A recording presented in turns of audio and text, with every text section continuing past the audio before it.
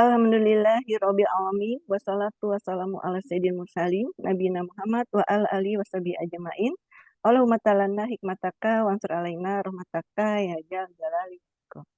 Alhamdulillahirabbil alamin, puji syukur kehadiran Allah Subhanahu wa taala atas limpahan nikmat dan karunia-Nya berupa nikmat iman, Islam, sehat walafiat dan umur yang barokah. Dan dengan izin Allah pula kita dipertemukan bersilaturahim dalam rangka thalabul ilm. Salawat serta salam tercurah kepada junjungan kita, Nabi besar kita Nabi Muhammad SAW, beserta keluarga, para sahabat, serta umatnya hingga akhir zaman. Dan insya Allah kita termasuk golongan orang-orang yang memperoleh syafaat di yaumil akhir dan dipertemukan di rodoh min riyadil jannah kelak. Baik Bapak Ibu yang dimuliakan Allah, kaji kita pada malam hari ini kita mulakan dengan baca Bismillahirrahmanirrahim, kemudian umur kita. Ila hadratin Nabiul Mustafa Muhammadin sallallahu alaihi wasallam. Al-Fatihah. A'udzu billahi minasyaitonir rajim. Bismillahirrahmanirrahim. Alhamdulillahirabbil alamin. Iyyaka na'budu wa iyyaka nasta'in. Shiratal ladzina an'amta 'alaihim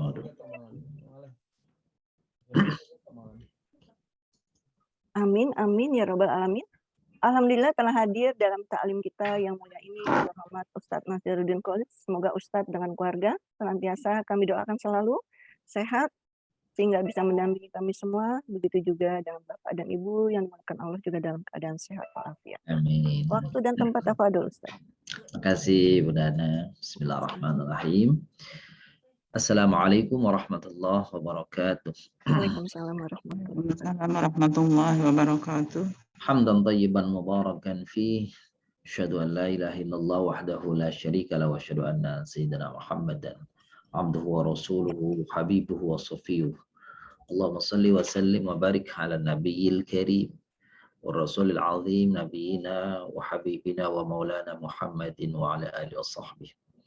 Wa subhanaka la ilma lana illa ma 'allamtana innaka antal alimul hakim wa tub alaina ya maulana innaka antat tawwabur rahim. وعلمنا من لدنك علما نافعا يا ذا الجلال والإكرام اللهم افتح لنا حكمتك وانشر علينا رحمتك يا ذا الجلال والإكرام. Assadah wa sayyidat, Bapak Ibu jamaah kajian Quranic Journey yang dimuliakan Allah. Bersyukur kehadirat Allah SWT di malam hari ini. Alhamdulillah dengan izin Allah pula lah kita diperkenankan bersama hadir kembali secara virtual lanjutan kajian Quranic Journey kerjasama antara Yashfa dan Dzul Jalali wal Ikram dengan DJWI. Salawat dan salam pada Nabi pilihan, Rasul panutan, Nabi kita, junjungan kita, Nabi Muhammad Sallallahu Alaihi Wasallam. Dan juga semoga Allah limpahkan rahmat dan berkahnya kepada keluarga-keluarga beliau, kepada para sahabat beliau, kepada para pengikut beliau, dan Allah kumpulkan kita bersama beliau di surga yang kelak. Allah SWT. Amin ya rabbal alamin. Bapak Ibu yang kami muliakan, kita akan melanjutkan kajian Quranic Journey malam hari ini. Seperti biasa, ada rangkaiannya kita akan membahas surah Al-Muzammil. Lalu setelah kita membahas surah Al-Muzammil dengan tarjamahnya, dengan uraian kata per kata, lalu kita juga akan menggali, mendalami surah yang ke-16 malam hari ini, yakni surah Nahl.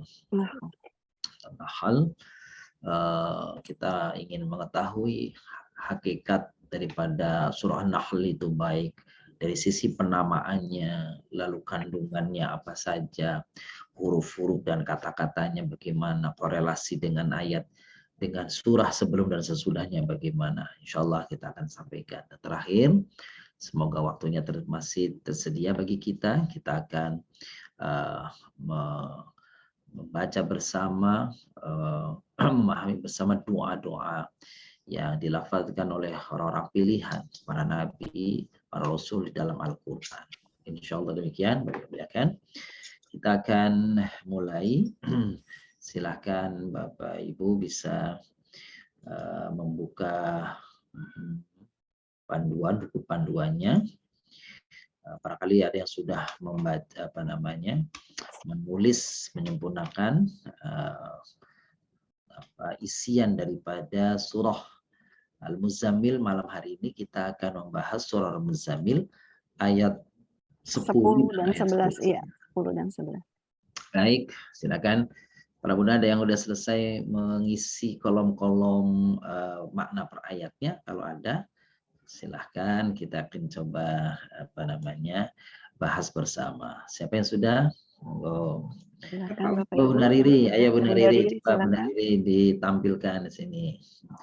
Saya stop dulu ini ya. Monggo Bunda Riri. Oh ya. Oh, subhanallah, naik lagi. Ke atas lagi, Bu. Ya, ke atas lagi ya. Oh iya, alhamdulillah. Wah, udah lengkap udah Udah langsung. penuh. Masih ada sebelahnya.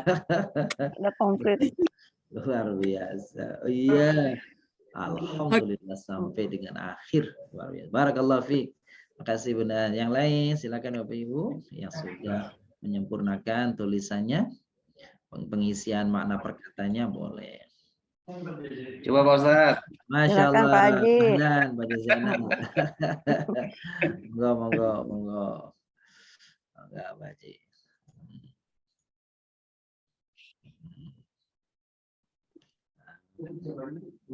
Baik, saya lihat ya. Pakainya ini. Oh, sampai belakang. Karena memang kolomnya nggak cukup ya. Nggak cukup. Luar biasa, sudah full. Wah, alhamdulillah. Mudah-mudahan. Barakallahu fiik. Terima kasih Pak Haji. Nanti kita cross check sama-sama ya, insyaallah. Iya. Berlatih. Baik. Ada lagi Bapak Ibu silakan yang sudah menyelesaikan mengisi kata maknanya, terus jenisnya, uraiannya apa kalau sudah. Bunda Elis sudah? Oh. Bu Elis sudah, Bu? Belum ya Bun ya. Baik, kalau belum. Kalau belum, mari kita untuk pertama kali mungkin Bunda Kinan akan bacaan untuk kita surah Al-Muzammil ayat 10 dan 11. 10 dan 11. Ayo Bunda Kinan. Bunda Nana, boleh silakan. Bunda Kinan, baca kata Ustaz. Baik, siap. Monggo, Bun. Sebentar Ustaz, saya cari dulu. Belum siap nih Ustaz. Baik. Surat Al-Muzammil.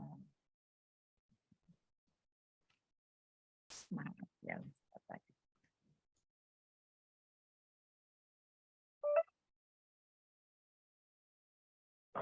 Al-Muzammil.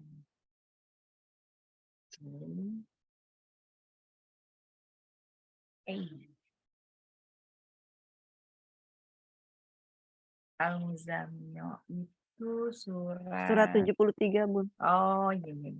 Siap. 73 ayat 10 ya Ustaz. 10-11 ya. Baik. A'udzu billahi minasyaitonir rajim. Bismillahirrahmanirrahim. Wasbir ala ma yaquluna wahjurhum hajran jamila. وذرني والمكذبين أولي النعمة ومهلهم قليلا. Artinya Bun? Artinya untuk ayat 10, dan bersabarlah wahai Muhammad terhadap apa yang mereka katakan dan tinggalkanlah mereka dengan cara yang baik.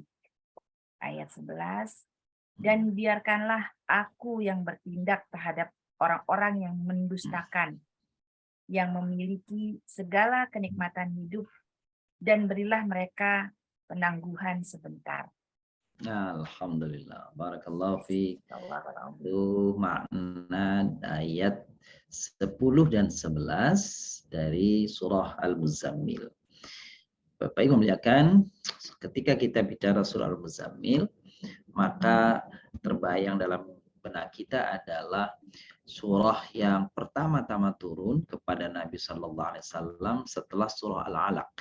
Setelah surah Al-Alaq Lalu Rasulullah Shallallahu Alaihi Wasallam pulang dari Gua Hira menuju rumahnya sambil berucap kepada istrinya, "Zammiluni, zammiluni." Selimuti aku, selimuti aku.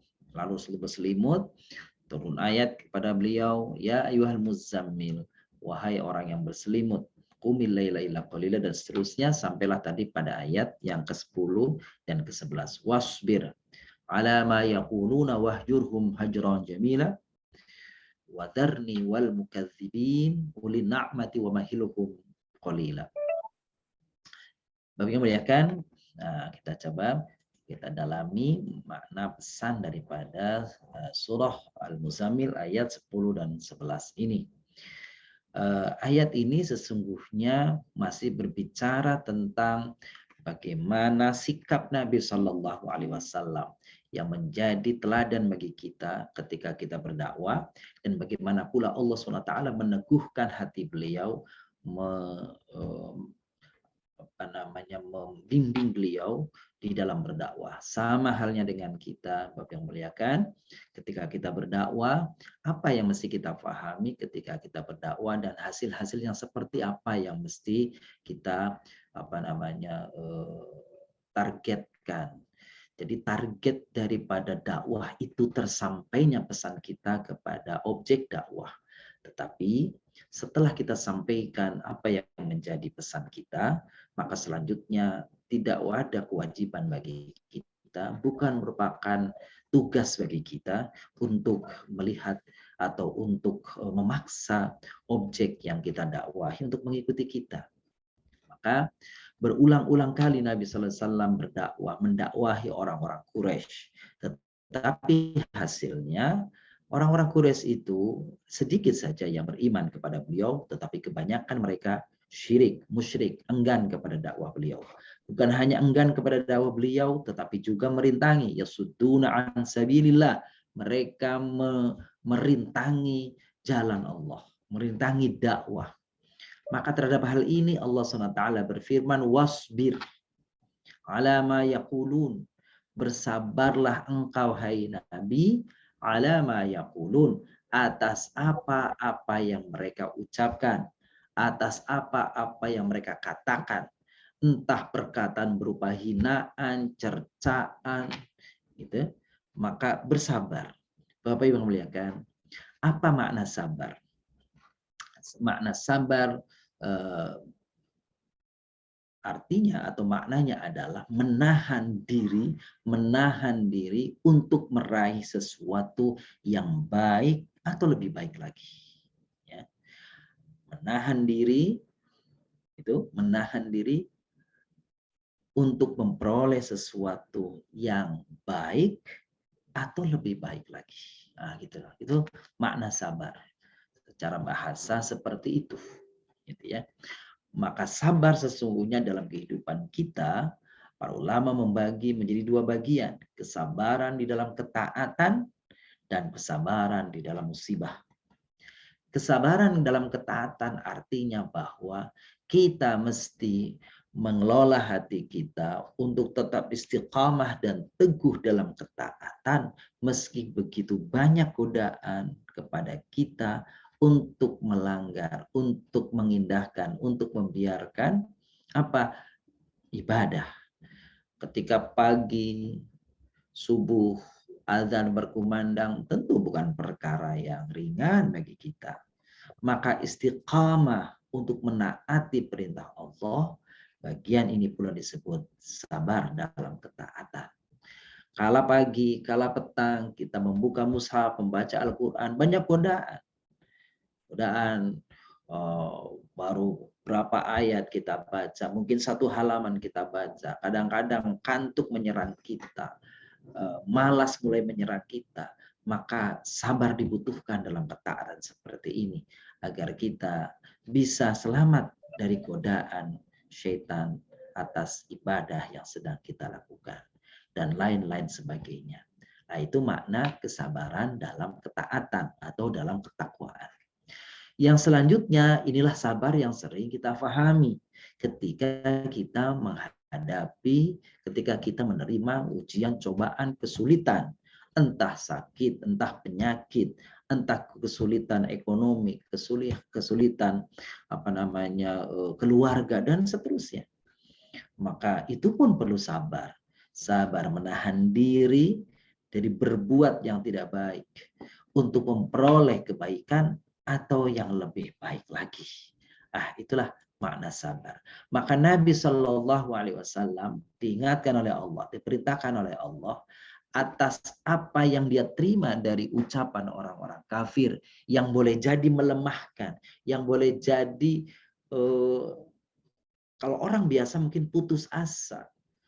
Begitu. Sebagaimana juga yang dilakukan oleh Nabiullah Yunus alaihissalam ketika mendakwahi kaumnya, tetapi kaumnya tidak mendengarnya, lalu dia lari dari kaumnya, lalu dia ke laut, bahkan kemudian ia dimakan ikan.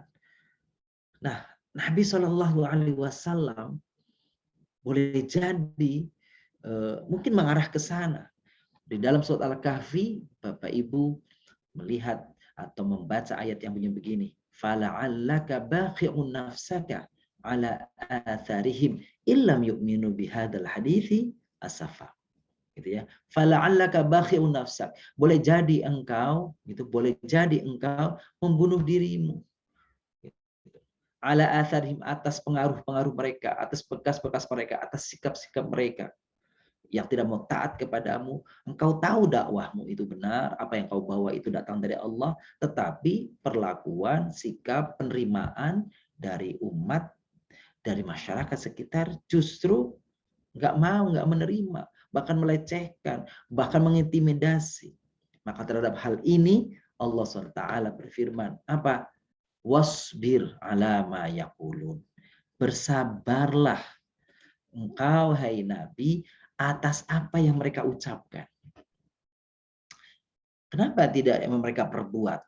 Karena biasanya Bapak yang muliakan, perbuatan ada kalanya menyakiti kita, ucapan ada kalanya menyakiti hati kita.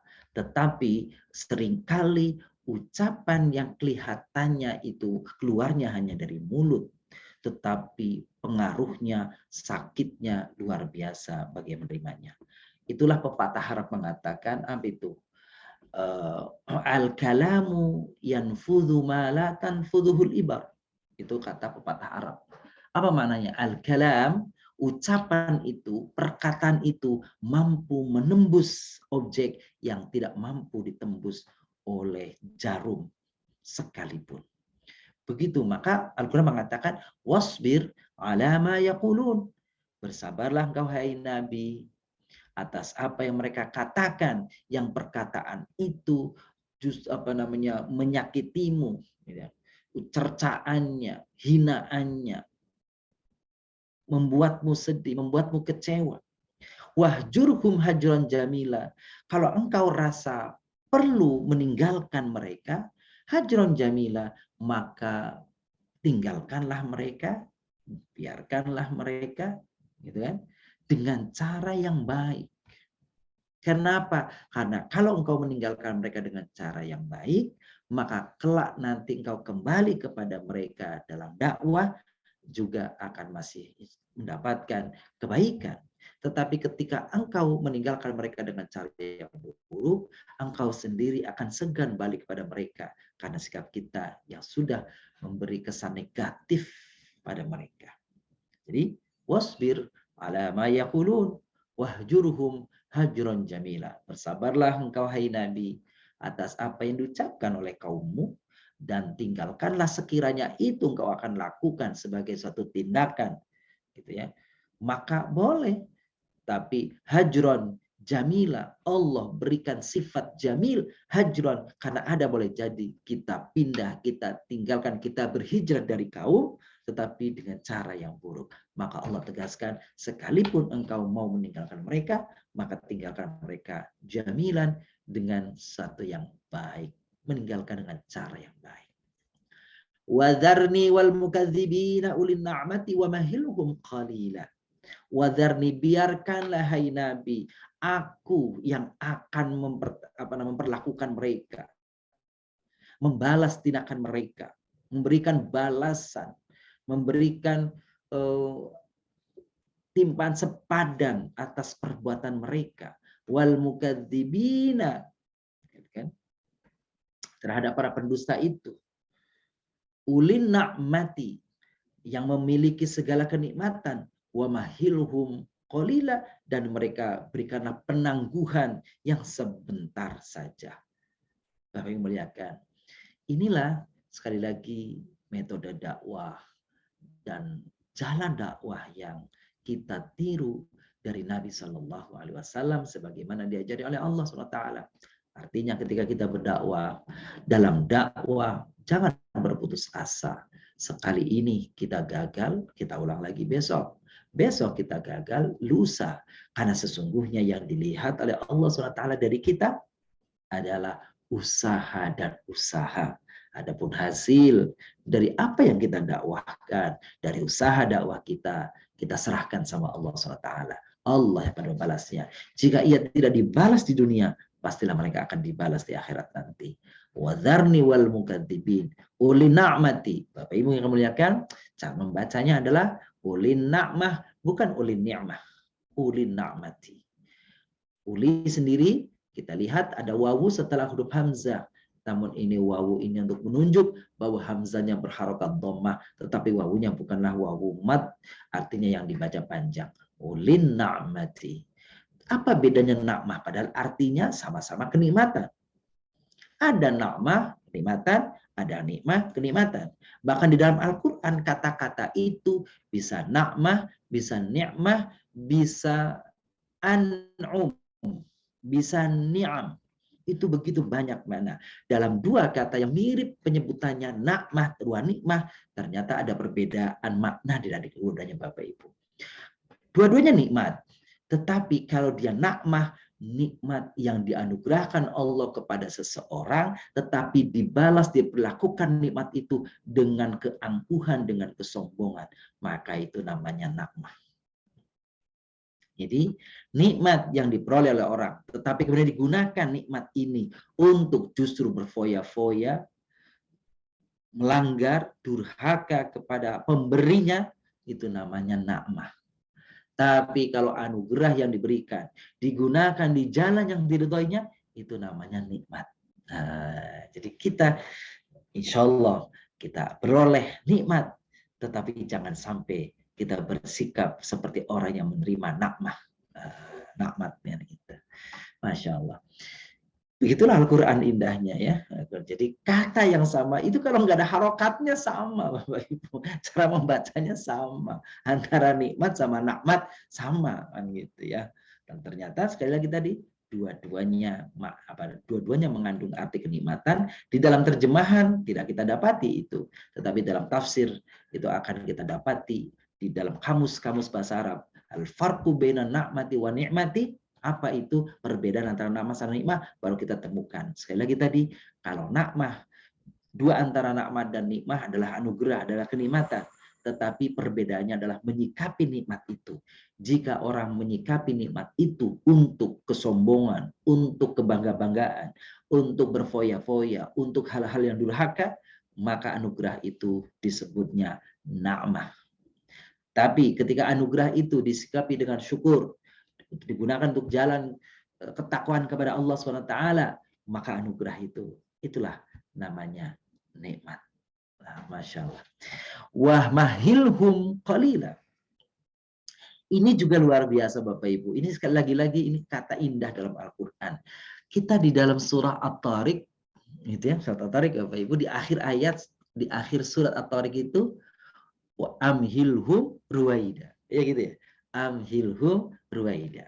Tetapi di sini mahilhum qalila. Ternyata kata mahil dan kata amhil terambil dari kata yang sama.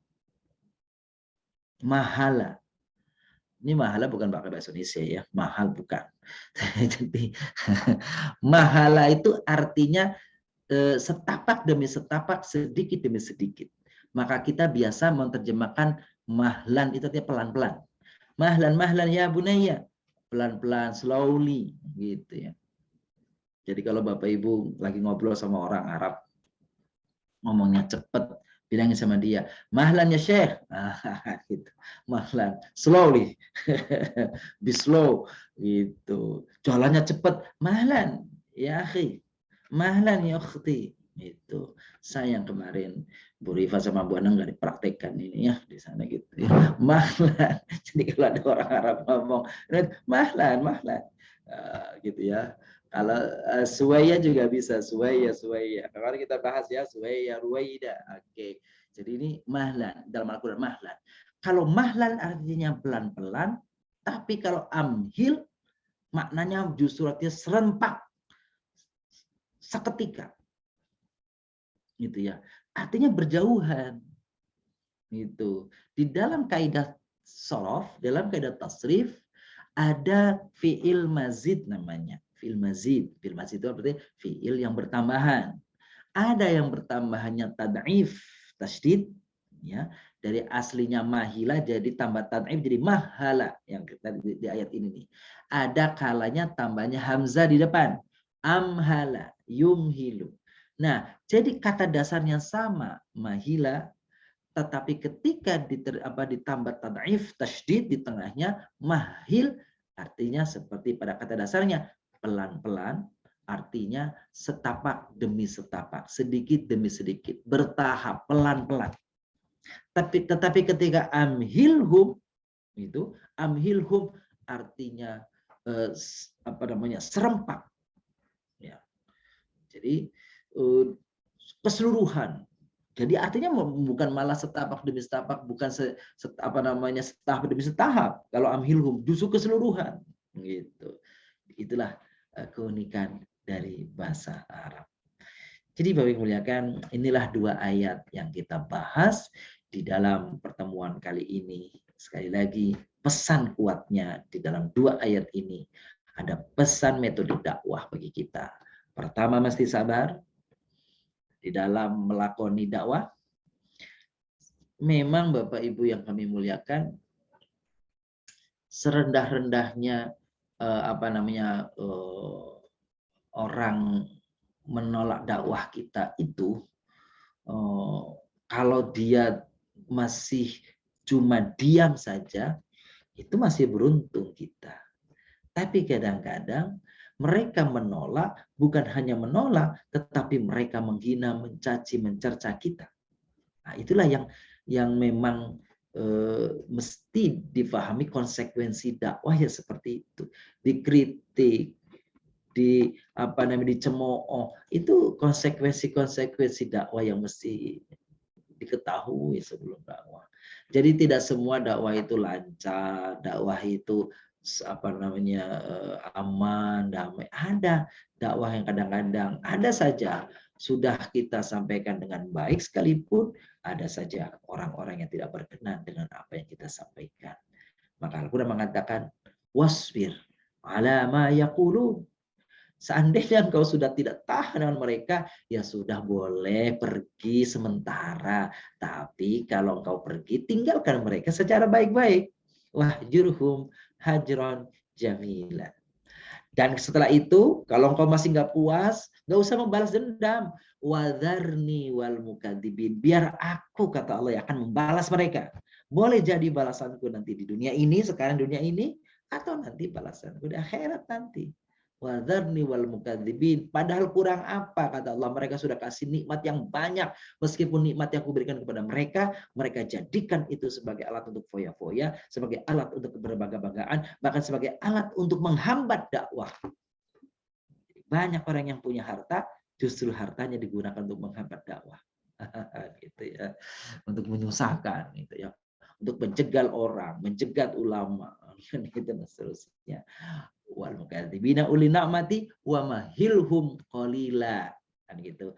Nah, bersikap kepada mereka ya, kasih penangguhan ya, penangguhan dan penangguhan itu waktunya hanya sementara gitu ya. Waktunya sementara. Betapapun sementara di dalam hitungan Allah SWT itu lama dalam hitungan manusia. Bukankah di dalam surah Al-Ma'arij ta'rujul malaikatu fi yaumin kana miqdaru khamsina alfasanah.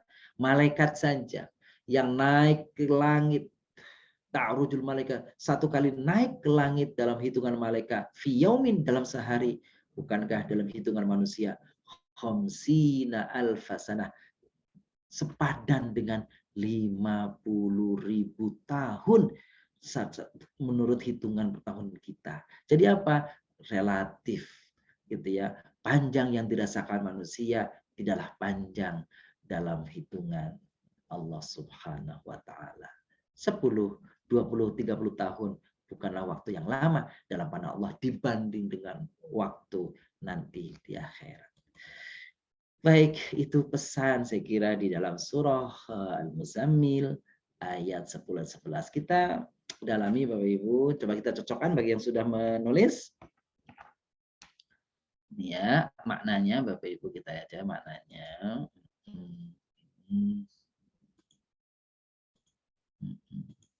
Wa itu artinya dan ya. Wa itu artinya dan. Isbir, bersabarlah. Ala apa ala? Atas. Apa yang? Apa yang betul. Yaqulun. Mereka katakan. Ya, mereka katakan. Karena ada di bawahnya merekanya ya. Di sini ya. Sebenarnya mereka katakan betul. Mereka. Uhjur. Tinggalkan. Nanti dari kata ini ada ketemu kata hijrah. Gitu ya. Kata pisah juga. Ya, pisah juga tuh apa namanya? Al-hajr, itu pisah juga artinya. Hum, mereka. Itu ada wawu satu lagi Pak Ustaz ya. Wahjurhum. Benar. Iya. Jadi di sini harusnya ada wawunya. Makasih Haji. Ada wawu. Baru di sini wawunya dan. Alhamdulillah, makasih. Wahjurhum hajran. Tinggalan. Meninggalkan atau meninggalkan. Meninggalkan. Jamila secara baik. Itu ayat 10. Sekarang ayat 11-nya. Sengaja saya pisah nih. Wadharni dan zar. Biarkanlah.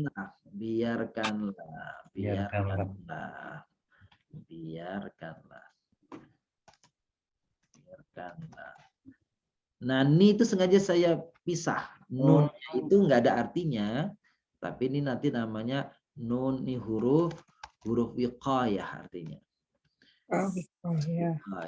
Iya, tapi tidak ada artinya, dia hanya tambahan saja. Atau dalam bahasa lain zaidah itu tambahan. Yang aku itu ya-nya, artinya aku. Ya. Wal mukadzibin. Jika iya, wawunya juga sebenarnya tidak diterjemahkan di sini, meskipun artinya dan, tapi sebenarnya diterjemahkan. Gitu ya. Tambahan aja gitu. Zarni al mukadzibin, orang-orang pendusta. Orang pendusta. Uli itu pemilik. Nakma kenikmatan. Wa mahilhum, dan mahil tangguhkanlah. Hum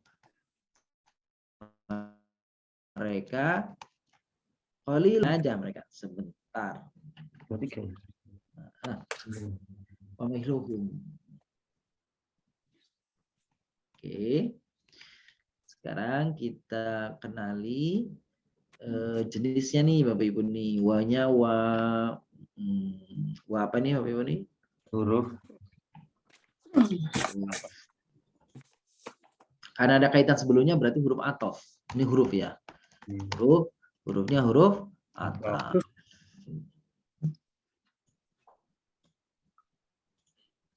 Isbir. Bapak Ibu. Fil amar. Oke. Ini mohon maaf saya videonya sering hang, jadi saya off-kan dulu nanti. Karena saya nyalakan Wala ya punya. Saya matikan ini. Terus ala huruf ya? Huruf. Hurufnya huruf apa ini? Jar. Huruf jar. Huruf jar. Terus kalau ma? Huruf. Isim. Kalau ini isim. Oh, isim. Jadi, benar nih. Cara membedakan ma itu isim atau huruf, kalau artinya apa, apalagi apa yang itu isim. Tapi kalau artinya tidak, maka dia huruf. Iya. Oh, iya. Itu perbedaannya begitu, Bapak Ibu. Huruf. Sekali lagi, kalau ma itu artinya tidak, itu huruf. Adalah isim. Kalau tidak, Ma tidak ya. itu huruf. Kalau apa? Apa yang isim? Nah, kalau apa atau apa yang, berarti itu isim.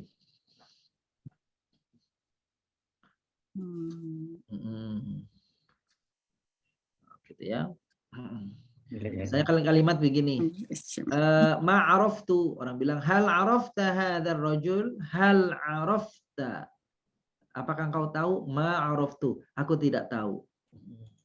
Atau seperti jawaban Nabi ketika ditanya Jibril, ketika diperintah Jibril, Iqra ya Muhammad, di awal kali turun wahyu ya, di Gua Hira.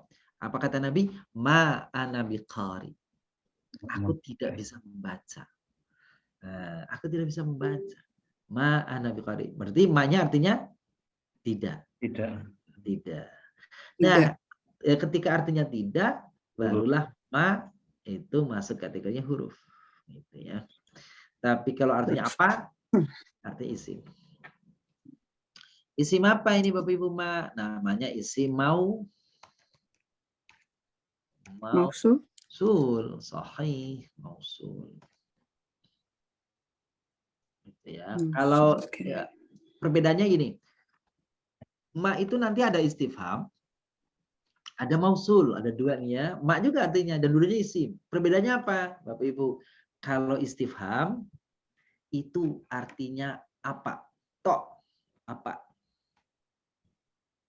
Tapi kalau mausul ada yangnya. Apa yang? Contoh misalnya, Mas muka, apa bu artinya Bu? Bapak Ibu. Mas muka, ma ismuka. Siapa namamu? Nah, siapa namamu? Bahasa Indonesianya siapa namamu ya? Tapi jangan bilang apa namamu? Apa namamu? Itu ya. Itu feeling bahasa namanya. Jadi yang lebih jelas begini, mahadza. Nah, jelas. Apa ini? Nah, jadi kalau apa cuma apa artinya itu istifham. Tapi kalau apa yang namanya mausul. Isim mausul. Ini jangan sampai lepas Bapak Ibu, jangan sampai lewat, jangan sampai hilang, jangan sampai lepas. Nanti kalau lepas jadinya mau ucul. Kalau tadi yang maknya istifham itu sama is juga ya. Isim. Jadi dua-duanya isim. Nah, istifham isim, mausul isim, yang artinya tidak, baru itu huruf. Nah, gitu Bapak Ibu. Kita dapat 3 mak berarti ya. Alhamdulillah. Bukan 3 emak, 3 mak. Yang pertama, ma yang artinya tidak. Berarti kategorinya apa ini? Huruf. Yang kedua, ma artinya apa? Isim. Yang ketiga, ma artinya apa yang? Isim. Nah, antara isim ma sama yang satu yang kedua sama-sama isimnya yang artinya apa tok saja namanya isim istifham. Istifham itu artinya kata tanya. Kalau yang artinya apa yang? Isim. Mausul. Luar biasa. Alhamdulillah luar biasa ya. Iya. Itu baru ma Pak Ustadz ya. Mungkin ada Itu kata baru lain ma. juga ya. Ada kata yang bermakna banyak itu. Bener. Ada Ini baru ma itu, baru ma saat. baru mak doang itu ya. Nanti dan mak itu, mohon maaf Pak, bukan cuma 3 nih, masih ada beberapa lagi yang lain tuh. Mak ta'ajubiyah, mak itu ya, ada mak zaidah dan sebagainya. Udah yang 3 aja yang umum lah. Iya. Dulu. Makin bingung nanti Pak Ustadz. Iya, 3 aja yang umum itu, yang lain nama jarang. 3 aja itu. Iya. Yakuluna. Ini fi'il ya Bapak Ibu ya? Yakuluna. Ilmu dore. Fi'il mudhari sahih. Wawunya dhamir ya? Isim ya? Domir. Wauna. Isim berarti dhamir. Wawu yang kedua nih. Ini Huruf dan ya? huruf Hurufnya ataf. Uhjur, ujur. Tinggalkan fiil ya. fi'il. Fi'ilnya fi'il Amar. amar. Hum. Isim, Mereka isim domir. isim dhamir. Kalau hajron, Ajron Isim. isim. isim. Benar. Ini Isimnya isim. apa isim apa Bun? Ini Ajron. Kasih. masdar ya? Masdar. Sahih. Kira-kira. Ya, kira-kiranya aja benar. Tandanya itu ini ya, tanwin di belakang maksudnya. Enggak mesti. Oh, tidak mesti ya? Nggak mesti. Sebab kalau masdar itu enggak mesti fathatain, bisa hajrun suatu saat.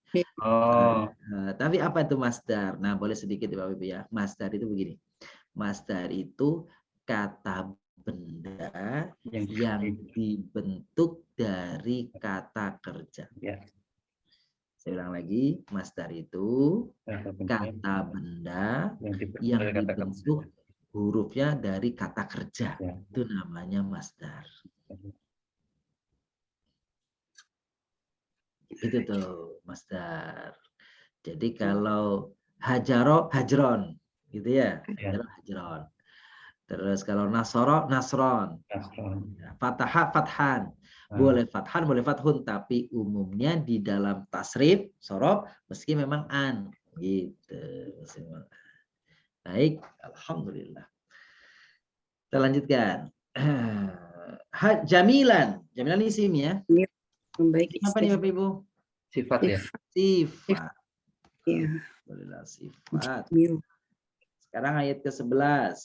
Wa, huruf ya. Huruf. Hurufnya huruf atau selanjutnya ini zar. Dari itu fiil ya. Fiil. Fiil Amar. Amar. Fil amr. Iya, fil amr betul. Amr betul. Amar bahasa. Fil madi. Fil amr Bun. Fil amr. Iya, amar. Pertanyaannya gini, justru saya mau tanya. Kalau dia fiil amr, fil madinya apa nih Bapak Ibu? Azaro? No. Jaroi? Zaroi? Bukan. Gimana? Zaroro? Bukan. Apa ya mundur? Mundur Pak Iban nih, apa nih? Monggo. Mau coba Bapak Ibu pasti ingat apa tuh? Zar itu fil amr, fil madinya apa? Jadi gini, ini agak susah memang fil madinya. Jadi ada ilat. Oh benar tuh, ada ilatnya gitu. Jadi fiil ini madinya, Bapak Ibu nyangka nggak kalau fiil madinya itu bunyinya wazaro. Oh, wazaro. Wazaro. Jadi fiil madi yang ada wawu depannya itu, Bapak Ibu, nah ini rumusnya tuh ya. Fiil madi yang depannya ada wawunya itu nanti fiil mudhari dan fiil amrnya wawunya hilang. Wawunya hilang. Contoh. Wazaro yazaru. Fiil madinya wazaro, mudharinya yadaru. Amrnya dur. Dar. Bukan dur. Itu tinggal tambahin gus doang nanti Baji. Jadi wadaro yadaru dar. Ngikutin mudorenya tuh. Mudorenya yadaru dar. Wa ada ya'idu. Ya, idu. Ya, ya, idu, id. Id. Nah, Ya, gitu itu. tuh. Ada ya itu. Wado'a yado'u. Do'u. Amalnya gitu tuh, betul. Wasaba, pakai sit, sa. Wasabayasibu, Tib. tib. Wajadayajidu, Tid.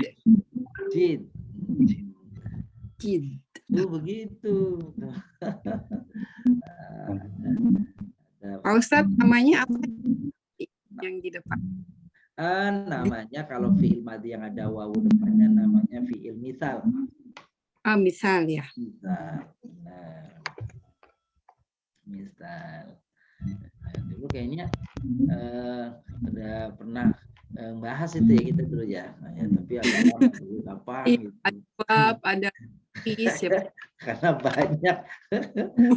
Wah ya, kayak bahasa di Sorfi ada itu di Sorfi. Iya. Di Sorfi ada. Jadi ada itu. Baik, nggak apa-apa sambil mengingat-ingat ya Bapak ya sedikit-sedikit ya. Oke. Zarni ni ya-nya itu isim ya. Isim dhamir. Domir. Wawnya wa hurufnya ataf. Al-mukadzibin isim.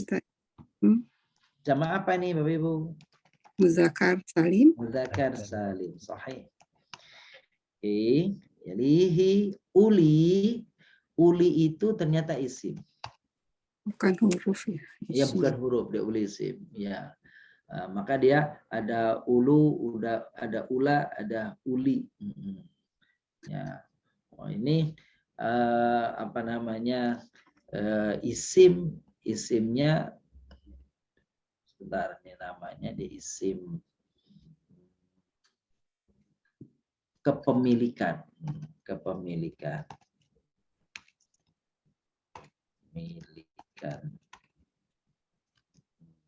Gitu ya.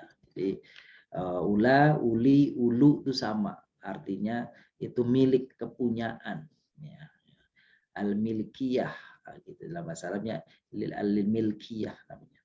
An-na'mah ini isimnya muannas. Muannas, wawunya wawu huruf yang huruf ataf. Mahil fiil. Fiilnya fiil amar. Amar, salah lagi. Oh. Ya tangguh ya. Iya, kan tangguhkanlah. Humnya isim dhamir. Jadi Bapak Ibu kalau Bapak Ibu sudah nulis terus ada salah, itu tandanya berarti paham sekarang. Terus salah, tandanya sekarang jadi paham. Oh ternyata salah. Paham. Iya Ustaz. Iya benar itu. Isim, ini isim. Falilan. Isim apa? Masalahnya ini. Isim apa? Ya. Sifat. Betul. Isim sifat.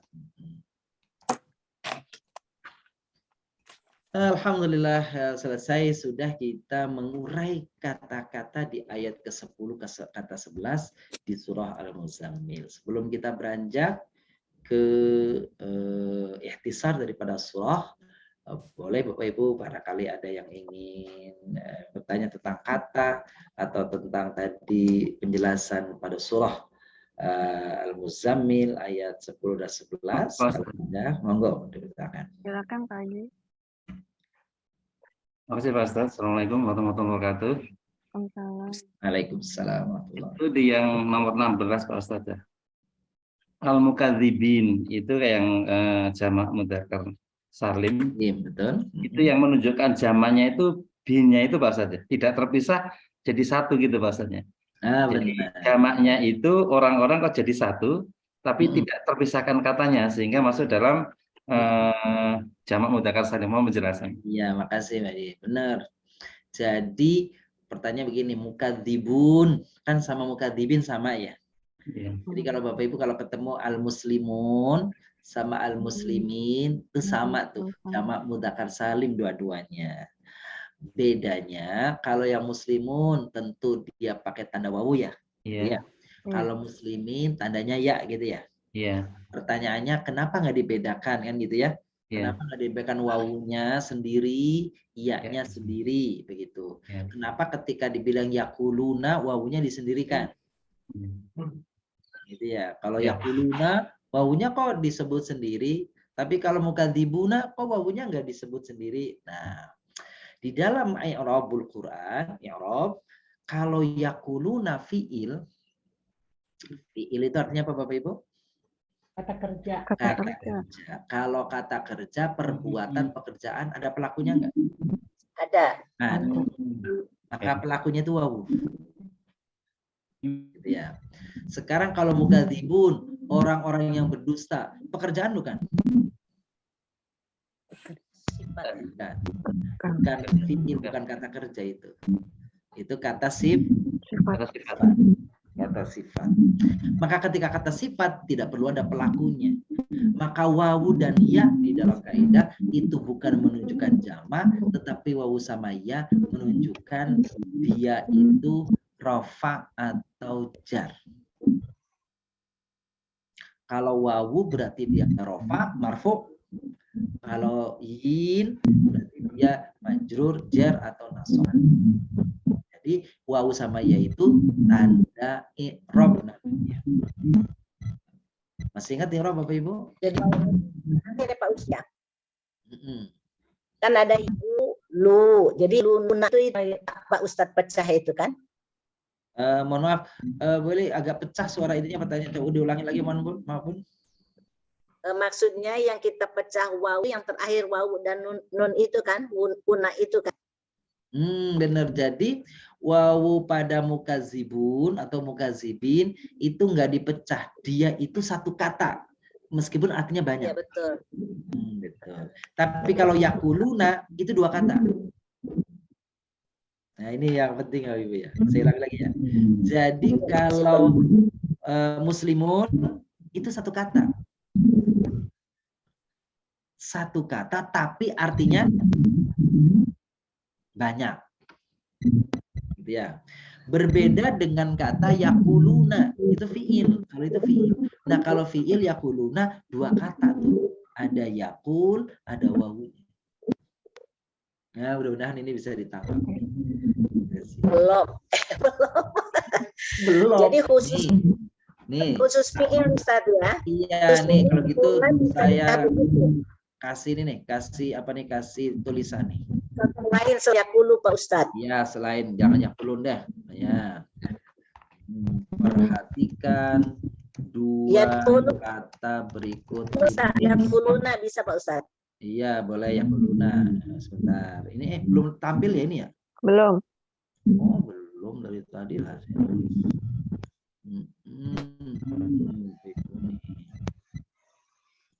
Ya. Ini.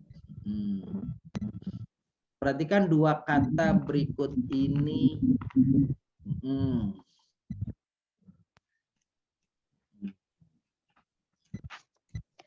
Kalimatnya misalkan supaya jelas nih sebentar Bapak Ibu. Nih. Ya lamuna.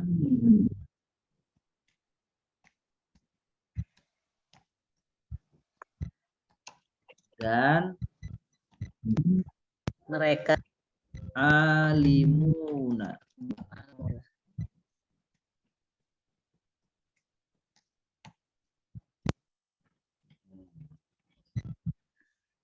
Itu ya Bapak ya. Ya lamuna. Mereka. Betul. Ya. Ya lamuna artinya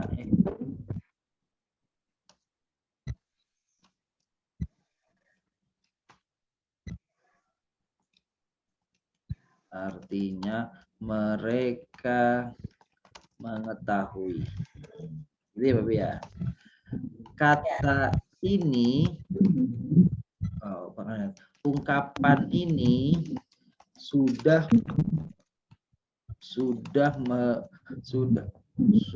merupakan kalimat. Mereka adalah Karena ini adalah rangkaian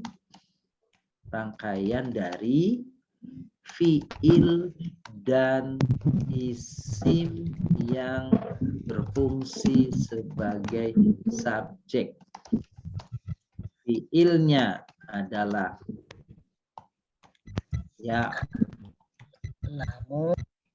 ya'lamu,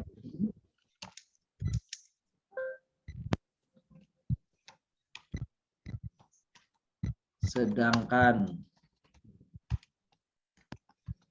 isimnya adalah huruf waw.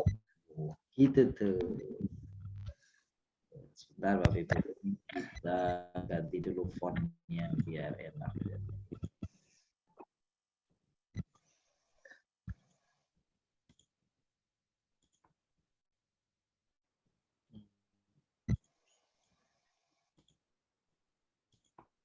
Tuh.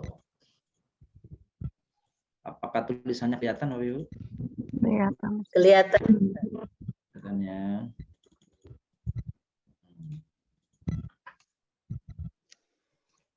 Sedangkan pada kata alimuna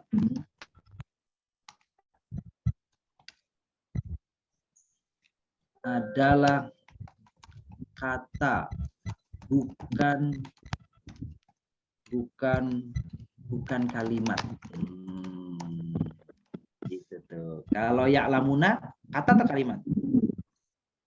Kalimat. Kalau alimuna kata, bukan kalimat. Meskipun kata ini mengandung arti banyak, yaitu orang-orang yang mengetahui.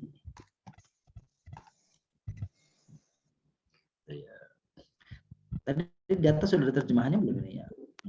Artinya mereka mengetahui gitu ya. Oke. Wow, pada kata ini bukanlah berfungsi sebagai subjek, tapi wow di sini merupakan tanda bahwa dia dalam keadaan rafa. Nah, rafanya nanti ini bahasan di dalam nahwu. Marfu ya, ibu-ibu kenal ya, marfu kan? Iya. Marfu. Nah, kira-kira mudah-mudahan itu bisa dipahami Bapak Ibu. Nah, kira-kira gitu. Udah ada gambaran, kalau tadi masih bingung Bang. Maka sekarang gini, Bapak Ibu, kita ulas. Yakfuruna sama kafiruna, beda nggak? Beda. Kalau yakfuruna kata atau kalimat? Kalimat. Kalau kafiruna? kafir. Kata. Gitu. Kalau kafiruna wawunya kata tersendiri atau bukan? Kafiruna bukan. Dia kesatuan dari kata sebelumnya atau dia terpisah? Kafiruna wawunya. Satuan. Tapi kalau yakfuruna wawunya terpisah. Bisa. Ya, Udah paham sekarang berarti. Ustaz tanya dong. Oh iya boleh. Silakan. Ustaz, Ustaz kan waktu itu menerbitkan buku Sarfi ya Ustaz ya. Iya benar. Kalau yang isim ada nggak sih Ustaz? Ini kan isinya fiil semua. Benar. Yang isim ada nggak sih? Kok saya Yang nggak isim di kitab Al-Muyassar. bisa di Nah, Bu Harsa ketinggalan zaman nih Bu Nana. Ada. Sudah membuat pelatihan kajiannya setiap hari Selasa pagi itu ada kitab Al-Muyassar namanya. Sudah separuh ya Bun ya, Amber ya. Bisa dimiliki ya Ustadz ya. Boleh nanti gitu ya. Nah, terus yang kedua saya tanya lagi Ustadz ya. Apa Bun? Yang huruf Ustadz. Huruf ada. Ada namanya Takmilah. Ada lagi tuh buku. Pokoknya trilogi itu isim, fiil, huruf. Iya, ada ya Ustadz ya. Saya bisa memilikinya. Ke mana Ustadz ininya? Oh, nanti saya cek bukunya masih ada enggak ya. Kalau udah nggak ada, Riri udah lengkap Bunda Riri itu ya. Ada 5 Ya. semua. Ustadz saya udah semua. Saya jemput udah langsung. nyampe belum? Udah nyampe ke sana belum? Enggak, saya waktu ke Indonesia saya ambil semuanya. Oh gitu, iya tuh ada 5 seri gitu ya. Oh, iya. Pesannya Nanti Bunda gimana, Arsa nanti, insya Allah ya. Saya cek dulu ya. Kasih Ustadz. Baik, kita kembali lagi tadi. Ini Bun, surat Al-Kafirun. Perhatikan surat Al-Kafirun. Al-Kafirun itu ada abiduna sama ta'buduna tuh. Ya enggak? Qul ya ayyuhal kafirun la a'budu ma ta'buduna. Wala antum abiduna. Coba ini 2 nih, mirip tuh 2. Abiduna. Saat itu kata atau kalimat? Kata. Kalau ta'buduna. Kalimat. Yang tersendiri wawunya pada ta'buduna atau abiduna? Ta'buduna. Kalau abidunanya wawunya wawu apa itu? Wawu mendakan tanda bahwa dia rofa ya. Alhamdulillah. Jadi ini Pak Haji pertanyaannya jadi membuka wawasan. Iya. Baik, cukup ya, kita lanjutkan nih. Ada lagi Bapak Ibu? Subhanallah. Nanti kita share ini tadi pertanyaan tadi, jawabannya kita share nanti di grup. Baik. Kita lanjutkan. Sekarang ikhtisar surah An-Nahl. Subhanallah. Kita sudah sampai surah An-Nahl Bapak Ibu. An-Nahl. Meskipun Bapak Ibu bacanya mau udah jauh, tapi ini kan kajiannya. Ya, kalau baca Al-Qur'annya sudah khatam dari kita bahas Al-Baqarah waktu itu ya. Nama suratnya An-Nahl Bapak Ibu. An-Nahl itu ini penting. Nahl itu bacanya mesti fasih pakai hak ya Bapak Ibu. Pakai hak Nahl. Kalau Bapak Ibu sebutnya pakai kho, apa yang terjadi? Kalau yang terjadi itu yang ada di gambarnya belakangnya Ibu Rifa. Itu apa? Jadi korma. Itu ada fotonya Ibu Rifa, betul korma atau pohon atau kelapa ini ya, gitu ya. Kelapa. Ya, jadi nakhla itu korma. Tapi kalau bacanya nahal pakai hak itu artinya lebah.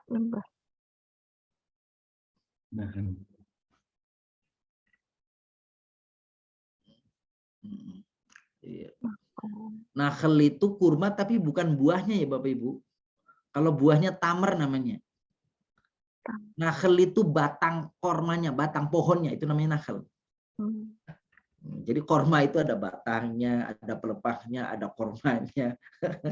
Nanti kormanya juga macam-macam. Ada korma mentahnya, korma setengah matangnya, korma matangnya, macam-macam.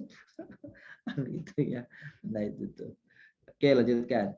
Jadi An-Nahl, surat apa? An-Nahl, bukan An-Nahl ya, An-Nahl.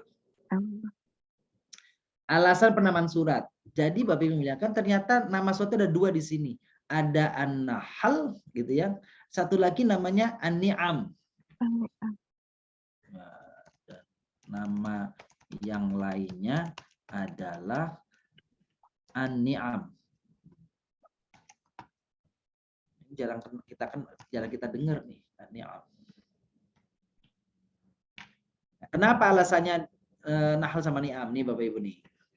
Disebut surat ini dengan nama An-Nahl karena kata An-Nahl di dalam Al-Quran hanya terdapat di dalam surat ini saja. Nggak ada di surat-surat lain kata An-Nahl itu disebut. Yaitu di ayat ke-68. Na'udzubillahi minasyaitonirrajim. Wa auha rabbuka ilan nahli anittakhidhi minal jibali buyutan. buyutan wa minasyajari wa mimma ya'rishun. Itu An-Nahl. Kalau pada kisahnya Maryam, ya, wa huzilan nakhli anit takhidi minal jibali, apa? Kalau surat Maryam itu apa tuh? Kalau surat Maryam bukan nahl tapi nahl. Wa huzilan nakhli, goncangkan, ya, goncangkan pohon kurma. Tusakit alaiki rutoban janiya, maka akan turun kepadamu rutob, kurma-kurma mentah, kurma-kurma mentah itu. Jadi itu nahl, kalau itu pohon kurma. Kalau nahl berarti artinya lebah. Dan kata lebah yang nahl itu cuma ada satu kali dalam Al-Quran surat An-Nahl, yaitu ayat ke-68. Yang kedua namanya surat An-Ni'am, artinya nikmat-nikmat. Karena di dalam surat ini, di surat ini banyak disebutkan berbagai nikmat Allah Subhanahu wa ta'ala. Ya, tempat turunnya sekarang. Ini banyak berbeda pendapat ulama nih. Surat ini terdiri dari 128 ayat, termasuk golongan surat Makkiyah. Itu yang masyhur. Makkiyah berarti Mekah ya. Tapi Ibnu Zubair berpendapat bahwa surat ini terbagi ke dalam dua bagian. Bagian pertama Makkiyah, yaitu dari ayat pertama sampai ayat 41. Adapun dari ayat 42 sampai dengan seterusnya sampai akhir adalah Madaniyah. Mengapa Madaniyah? Karena turunnya di Madinah setelah perang Badar. Sedang menjelaskan perang Badar. Kalau perang Badar peristiwanya di Madinah. Begitu pendapat Ibnu Zubair. Sekarang waktu turunnya. Surat An-Nahl ini adalah surat ke-16 dalam Al-Quran urutannya. Adapun segi urutan turunnya adalah surat yang ke-69. Yaitu setelah turunnya surat Al-Kahfi. Ada juga pendapat yang mengatakan datang setelah surat Al-An'am. Selanjutnya apa hubungan dengan antara madu dan Al-Quran? Kan An-Nahl itu lebah. Lebah itu menghasilkan madu. Di antara lebah ada menghasilkan madu. Apa hubungannya, kenapa disebut An-Nahl di dalam Al-Quran ini? Surat ini dinamakan An-Nahl yang berarti lebah karena di dalamnya terdapat firman Allah SWT ayat 8 yang artinya dan Tuhan mewahyukan kepada lebah. Pada lebah adalah dan ini lebah. Lalu kemudian lebah adalah makhluk Allah yang banyak memberi manfaat dan kenikmatan kepada manusia. Seperti Al-Quran, demikian juga memberi banyak manfaat kepada manusia. Nah, itu korelasinya. Ada persamaan antara madu yang dihasilkan oleh lebah dengan Al-Quran Karim. Madu berasal dari macam-macam sari bunga dan dia menjadi obat bagi bermacam-macam penyakit manusia. Lihat nomor 9. Sedang Al-Quran mengandung intisari dari kitab-kitab yang telah diturunkan kepada nabi-nabi zaman dahulu, ditambah dengan ajaran-ajaran diperlukan oleh semua bangsa sepanjang masa sebagai obat juga bagi jiwa. Itu persamaannya antara madu yang dihasilkan oleh lebah dengan Al-Quran Al-Karim. Surat An-Nahl dalam angka. Surat An-Nahl ini memiliki uraian ayat, kata, dan huruf sebagaimana berikut ini. Jumlah ayatnya 128, jumlah katanya 2.840, jumlah hurufnya 7.707 huruf. Tuh, Bapak Ibu. Selanjutnya, kesesuaian surat An-Nahl dengan surat sebelumnya, yakni surat Al-Hijr. Surat bahwa pada akhir surat Al-Hijr, gitu ya, wa'bud rabbaka hatta ya'tiyakal yaqin. Begitu Al-Qur'annya di akhir surat Al-Hijr. Ya, yakni apa? Anjuran untuk istiqamah dalam beribadah kepada Allah dan dalam ketauhidan sampai kematian tiba. Sedangkan surat An-Nahl ini awalnya bunyinya ata amrullahi fala tasta'jiluh. Yang artinya maknanya sedangkan pada surat ini menjelaskan bahwa semua ketentuan Allah termasuk dalamnya kematian adalah hal yang sudah ditentukan waktunya.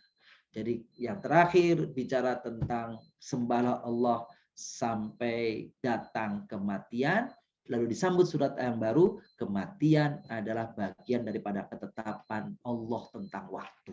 Nah gitu. Sekarang kesesuaian surat An-Nahl ini dengan surat setelahnya, surat Al-Isra. Berarti kita akan bahas nanti ayat surat ke-17 yang akan datang, surat Al-Isra atau Bani Israel. Kesesuaian surat ini dengan surat setelahnya, yakni surat Al-Isra adalah dalam surat Al-Nahl berisi pedoman pemanfaatan kekayaan alam yang tersedia. Sedangkan dalam surat Al-Isra adalah tentang pedoman-pedoman sosial kemasyarakatan. An-Nahl tentang alam, kalau Al-Isra tentang pedoman sosial kemasyarakatan. Seperti bakti kepada orang tua, pengharaman homer, pengharaman zina, pengharaman makan harta anak yatim, dan sebagainya, dan sebagainya. Nah itu nanti surah Al-Isra yang akan kita bahas pada kesempatan yang akan datang. Pokok kandungannya, beberapa pokok kandungan. Pertama, peringatan kepada kaum musyrikin akan kesesatan azab untuk mereka. Menegaskan bahwa hari kiamat itu pasti adanya. Menjelaskan keesaan Allah dan bukti-buktinya. Menjelaskan bahwa makhluk bertanggung jawab atas segala amal perbuatan kepada Allah.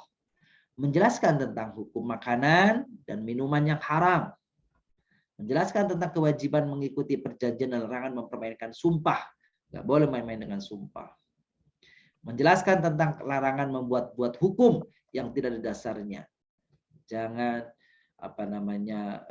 membuat hukum demi kepentingan duniawi karena dibayar dan sebagainya. Perintah membaca isti'adah kalau mau baca Al-Qur'an. Gitu kan? Wa idza qara'tal Qur'an fasta'idz billahi minasyaitonir rajim. Menceritakan tentang asal muasal kejadian manusia, menceritakan tentang nasib para pemimpin dari kiamat nanti, pandangan orang jahiliyah terhadap wanita, menjelaskan tentang ajaran moral dan pedoman dakwah dalam Islam, menceritakan tentang kisah Nabi Ibrahim alaihissalam. Ini beberapa isi kandungan yang ada di dalam surah An-Nahl. Itu Bapak Ibu. Baik, ada sebelum kita masuki poin bahasan yang terakhir tentang doa, barangkali ada yang ingin ditanyakan, sekiranya saya bisa berbagi informasi dengan Bapak Ibu, dipersilahkan.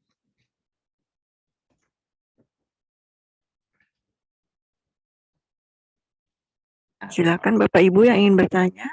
Baik, nanti mungkin setelah itu Ustaz, mau nanya Ustaz. Silakan. Silakan Bu.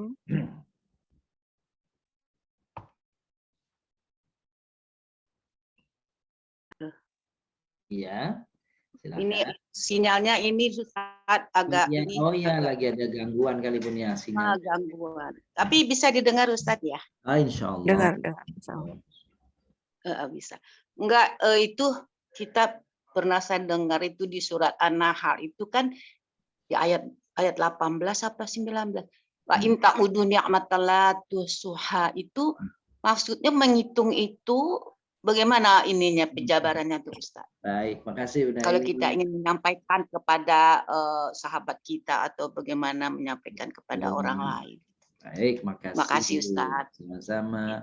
Bapak Ibu yang kami muliakan, kalau Bapak Ibu disuruh sebutkan nikmat Allah. Mungkin sebagian kita akan menyebutkan nikmat Allah itu harta ini, nikmat Allah itu rumah itu, nikmat Allah ini mobil ini, nikmat Allah itu kebun itu, dan sebagainya. Oke, itu nikmat Allah. Tapi sesungguhnya nikmat Allah kepada kita ini hadir dari mulai kita tidur sampai tidur lagi, tanpa sedetik pun kita terlepas dari nikmat Allah. Bukankah oksigen udara yang kita hirup adalah nikmat Allah? Bukankah badan yang kita bawa semuanya adalah anugerah dan nikmat Allah? Mata yang berkedip adalah nikmat Allah. Tangan yang bisa bergerak adalah nikmat Allah. Mulut yang berucap adalah nikmat Allah. Telinga yang bisa mendengar adalah nikmat Allah. Dan semua adalah nikmat Allah. Maka kalau engkau mau hitung, bagaimana cara menghitungnya? Gitu. Wa in ta'uddu nikmat Allah la tuhsuha. Jika engkau menghitung nikmat Allah, kamu bisa menghitung, tapi engkau tidak bisa menghinggakan secara detail, menghitung secara detail persis pasti tidak mungkin. Kenapa? Terlalu banyak nikmat Allah yang kita terima, tetapi kita tidak bisa menyebutkan satu persatu. Subhanallah. Subhanallah, ya Allah. Terima kasih Rambut, Ustaz. iya betul, rambut kepala, rambut alis, sampai bulu mata. Coba sama-sama rambut, kenapa yang di kepala bisa panjang, yang di alis kagak panjang? Bayangkan kalau yang di alis sama yang di bulu mata panjang dibalik, sama yang di kepala kayak di bulu alis dituker gitu, Masya Allah. Setiap minggu kita perlu motong bulu mata. Kenapa? Karena nutupin mata kita. Itu nikmat Allah. Bagaimana Allah ciptakan yang rambut ini tidak bisa panjang? Jangan kira itu enggak ada apa, cuma otomatis. Enggak. Itu Allah. Nikmat Allah seperti itu. Bahkan kalau dalam dunia tasawuf, setiap helai rambut di bulu mata kita dijaga oleh malaikat, satu persatu malaikat, sehingga dia tidak boleh lebih panjang daripada semestinya. Tuh, subhanallah. Maka nikmat Tuhan yang mana lagi yang mau kau dustakan?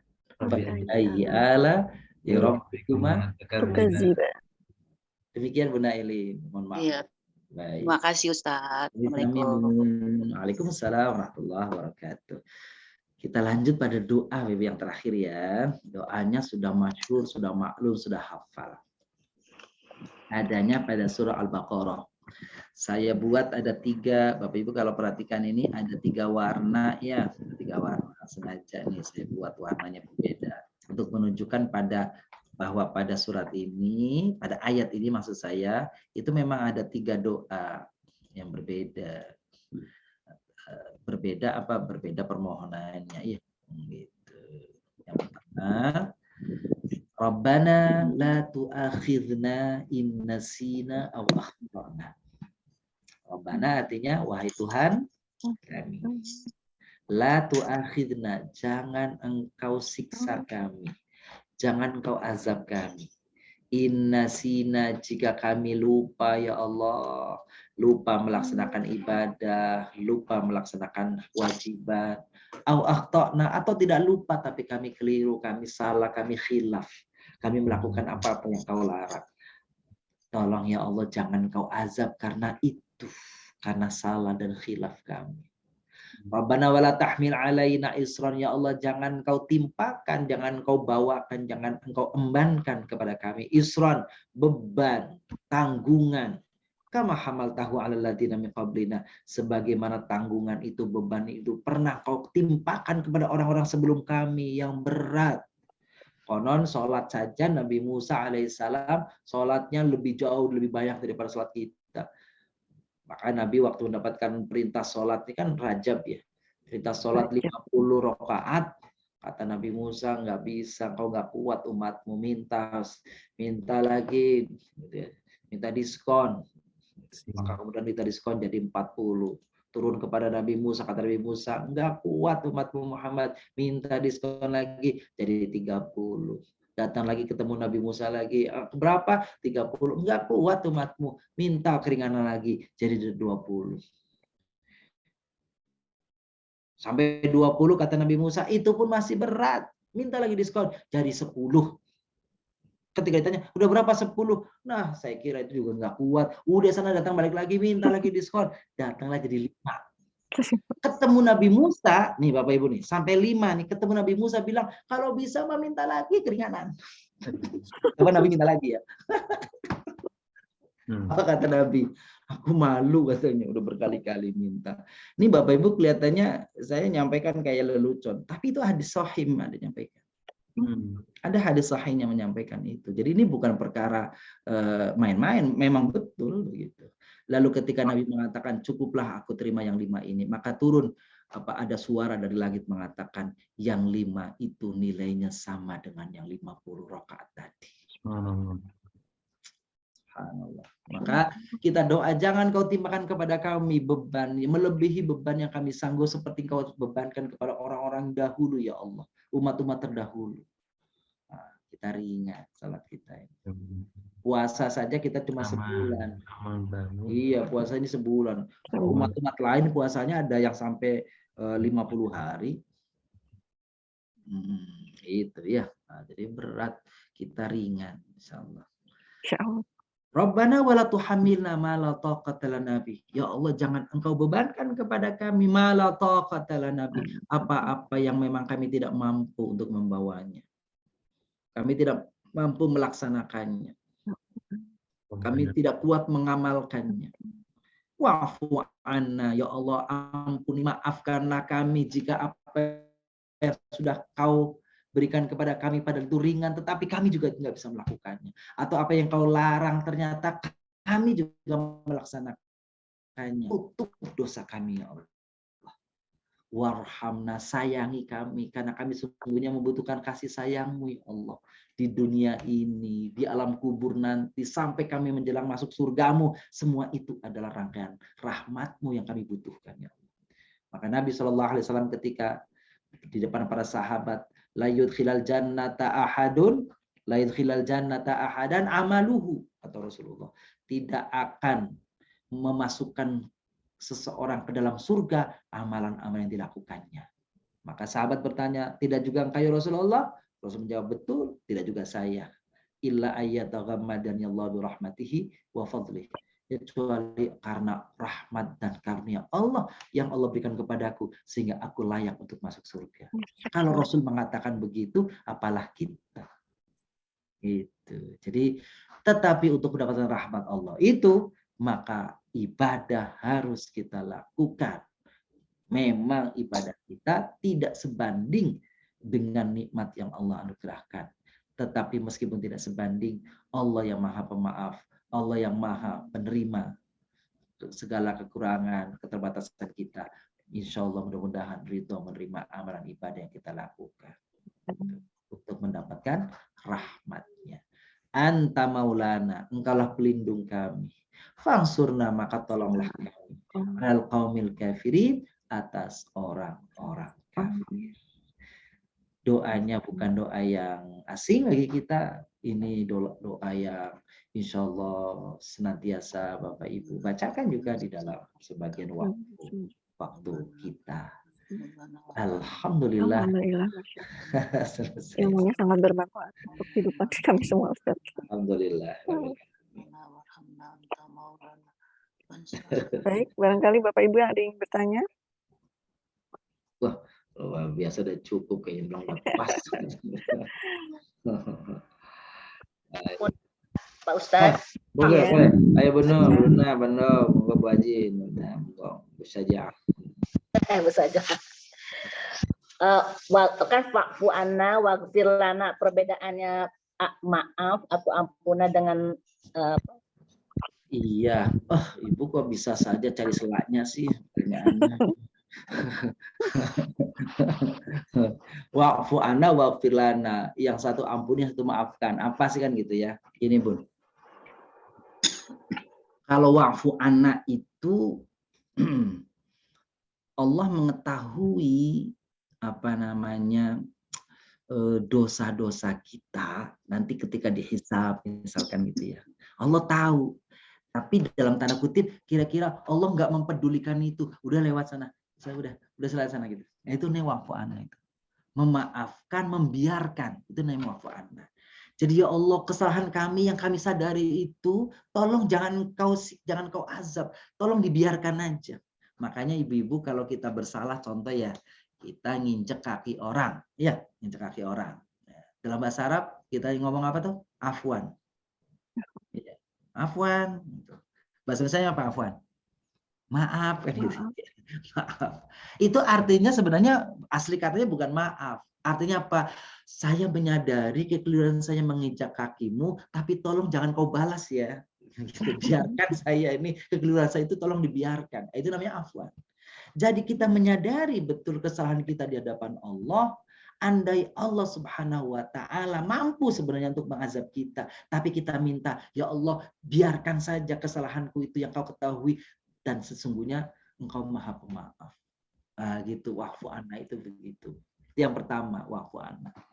Makna wa'fu anna yang kedua itu apa Bapak? Artinya jauhkan kami dari hal-hal yang tidak menyenangkan kami. Itu namanya wa'fu anna. Gitu ya. Makanya Bapak Ibu kata wa'fu itu nanti kata sifatnya afiat. Afiat. Orang sering menyebut menggandengkannya dengan sehat ya. Mudah-mudahan Bapak Ibu sehat walafiat. Jadi kalau sehat, kalau afiat jadi bukan sehat juga artinya. Tadi tuh dihindarkan dari apa-apa yang tidak kita ingini. Itu namanya afiat. Jadi contoh, Bapak Ibu yang kami muliakan, harta ada, gitu ya, harta ada. Tapi rasanya kalau badan kita sakit, jadinya kita nggak afiat. Sekarang dibalik, badan kita sakit, tapi juga nggak ada karunia Allah, nggak ada rezeki Allah, nggak ada harta yang Allah titip sama kita, nggak afiat juga. Jadi afiat itu disingkirkan, dijauhkan dari apa saja yang menyusahkan kita. Itulah mengapa kalau ada orang yang sudah meninggal, kita doakan dia tuh, Allahumma gfirlahu wa afihi. Jadi bukan afiatnya sehat karena orang yang mati udah nggak perlu sehat lagi. Orang yang perlu sehat itu orang hidup. Orang mati nggak perlu sehat. Tapi afihi artinya Allah hindarkanlah saudaraku itu atau ayahku itu atau ibuku itu dari apa saja yang menyusahkannya di dalam alam kuburnya ya Allah. Apa? Ya siksa, ya azab, ya apa saja. Jadi itulah bedanya afiah. Kalau ighfir lana, ampuni, tutup dosa-dosa kami. Kalau tadi biarkanlah ya Allah. Gitu. Jadi ada dua kita modalnya, dibiarkanlah atau ditutup, atau sebaliknya ditutup dulu terus dibiarin. Kalau memang ditutup dibiarin aja ya Allah. Kira-kira seperti itu. Wallahu a'lam bishawab. Baik. Gimana Bu Bunda, cukup ya? Cukup. Baik Ustaz, ditutup dengan doa Ustaz karena waktu pula yang membatasi. Terima kasih Bunda Mbak Bibi yang muliakan. Mari kita akhiri kajian kita di malam ini dengan berdoa bersama. Astaghfirullahaladzim. Astaghfirullahaladzim. Allahumma sholli wa sallim wa barik ala sayyidina Muhammad wa ala alihi washabbihi ajma'in. Alhamdulillah. Allahumma ighfir lana dhunubana wa kaffir 'anna sayyi'atina tawaffana ma'al abrar. Rabbana la tu'akhidhna in nasina wa akhtana. Rabbana wa la tahmil 'alaina isran kama hamaltahu 'ala alladhina min qablina. Rabbana wa la tuhammilna ma la taqata lana bih wa'fu 'anna waghfir lana warhamna anta maulana fansurna 'alal qawmil kafirin. Wa sallallahu 'ala sayyidina Muhammadin nabiyil ummi wa 'ala alihi washabbihi wasallam. Subhana rabbika rabbil 'izzati 'amma yasifun wa salamun 'alal mursalin. Alhamdulillahirabbil alamin. Terima kasih. Amin. Baik Bapak Ibu, kita sempurnakan kaji kita pada malam hari ini dengan doa kafaratul majelis. Subhanakallahumma wa bihamdik asyhadu an la ilaha illa anta astaghfiruka wa atubu ilaik. Makasih Ustaz, makasih Bapak Ibu. Lahir batin, sampai jumpa minggu depan. Selamat beristirahat. Salam sehat. Ya, assalamualaikum. Sehat selalu ya Bapak Ibu. Terima kasih Pak Ustadz. Sama-sama Bapak Ibu, makasih. Bapak. Insyaallah. Assalamualaikum. Waalaikumsalam.